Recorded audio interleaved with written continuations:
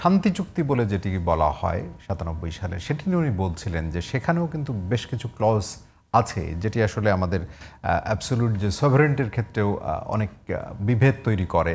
আপনার কাছে এই বিষয়টা একটুখানি শুনতে চাই, এবং আমরা মনেই তো করতে চাই যে সবাই তো আসলে বাংলাদেশি, সেখানে পাহাড়ি, আদিবাসী বা এই যে স্যাটেলার, এই শব্দগুলোর উদ্ভব কিভাবে হলো?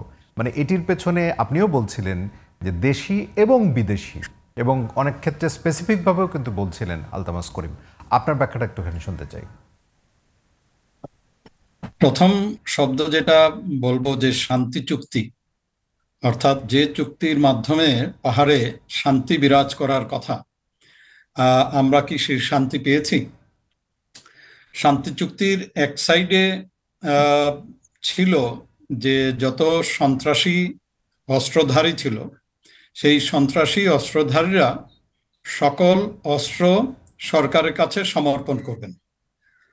তাহলে যদি সমর্পণ করে থাকেন, তাহলে এখন যে অস্ত্র, সেই অস্ত্রগুলো তারা কেন ব্যবহার করছেন? 2 নম্বর প্রশ্ন, কোত্থেকে আসছে?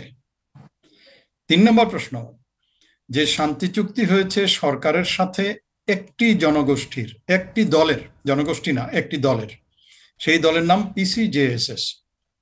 এখন পিসিজেএসএস কি পাহাড়ের সকল জনগোষ্ঠীকে, ক্ষুদ্র নৃগোষ্ঠীকে কি রিপ্রেজেন্ট করে? উত্তর হলো না। আগে ছিল একটি সশস্ত্র দল, অর্থাৎ পিসিজেএসএস, এই তথাকথিত শান্তি চুক্তির পূর্বে। এখন হলো 6টি সশস্ত্র দল। তাহলে যে শান্তি চুক্তির মাধ্যমে কোনো প্রকারের কোনো অস্ত্র কারো কাছে থাকার কথা না, যেটা সমতলেও থাকার কথা না, সেইখানে অস্ত্র এসেছে ইন অ্যাবান্ডেন্স, এবং আগে ছিল একটা সশস্ত্র গ্রুপ, এসেছে 6টা সশস্ত্র গ্রুপ। তাহলে এর যৌক্তিকতা, এর আগে মেজর আলতামাস করিম সেও বলেছেন যে এর সাথে আমাদের যে কনস্টিটিউশন আছে, কনস্টিটিউশনের সাংঘর্ষিক অনেকগুলো বিষয় আছে, অনেক বিষয় আছে যেটা বিচারাধীন।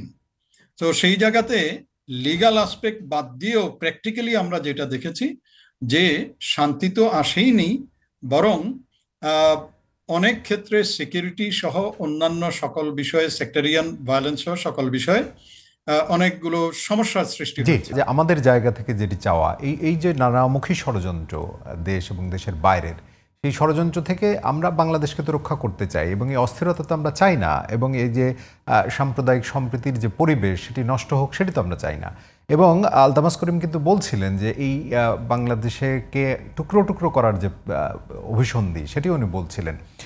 করণীয়টা কি আসলে, স্থায়ীভাবে সমাধানের জায়গায় কি করণীয়, ডক্টর নাঈম আশফাক চৌধুরী? জি, অনেক ধন্যবাদ।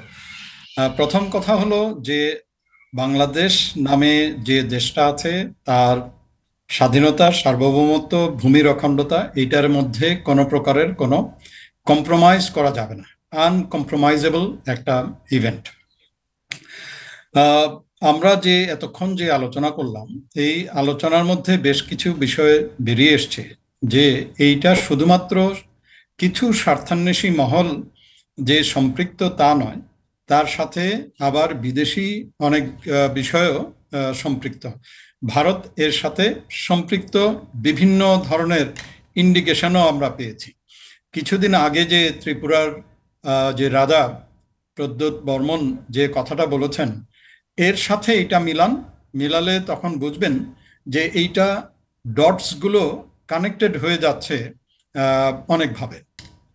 যে টাইমিং এর কথা বলা হয়েছে, সেই টাইমিংটাও কিন্তু এক হলো যে প্রধান উপদেষ্টা নাই, সেনাপ্রধান নাই, তার সাথে দেখেন যে পুজোর ছুটির মধ্যে কিন্তু এই ইনসিডেন্টটা হচ্ছে, অথবা তার ইমিডিয়েট আগে, যখন এই ইপিডিএফ এর অথবা সামনে আসবে, নিশ্চিত থাকেন যে জেএসএস ও রাঙামাটিতে একই টাইপের অথবা এর অন্য কোনো একটা ইভেন্টের মাধ্যমে রাঙামাটিকেও অশান্ত করার চেষ্টা করবে।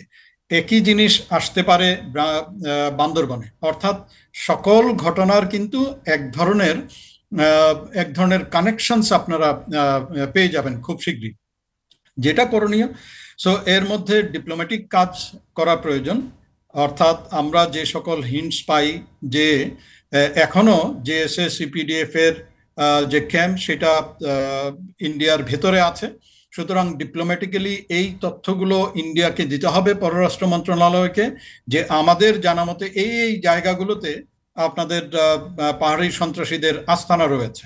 সো আপনারা এক্স্যাক্টলি এই জায়গায় যান এবং যে আমাদেরকে এই জিনিসগুলো জানান। যে কাজটা তারা করতো এই শেখ হাসিনা গভর্নমেন্টের সময়, কিছু কিছু জায়গার উল্লেখ করে তারা আমাদেরকে বলতো যে এই জায়গাতে তাদের যে বিচ্ছিন্নতাবাদী আছে সেই বিচ্ছিন্নতাবাদী আমাদের পাহাড়ে আছে। এবং তখন আমরা পাগলের মতো যেতাম যে কিভাবে কত তাড়াতাড়ি ভারতের যে আদেশ বা নির্দেশ এসেছে সেই নির্দেশ পালনের জন্য। সো এখন ডক্টর ইউনূসের নেতৃত্বে যে সরকার এসছে সেই সরকার মাথা উঁচু করে কথা বলার সাহস জুগিয়েছেন এবং দেখিয়েছেন। সুতরাং এখন ডিপ্লোম্যাটিক্যালি এই কাজটা করতে হবে যাতে করে কোনো অবস্থাতেই বর্ডারের অপর পার থেকে কোনো হুমকি যেন বাংলাদেশে না আসে। নাম্বার 2 হলো সিকিউরিটি সিচুয়েশন যেটা আছে এটা শক্ত হাতে নিতে হবে, ইনক্লুডিং দ্য বর্ডার সিলিংটা অ্যাবসলিউটলি এটা বের করতে হবে।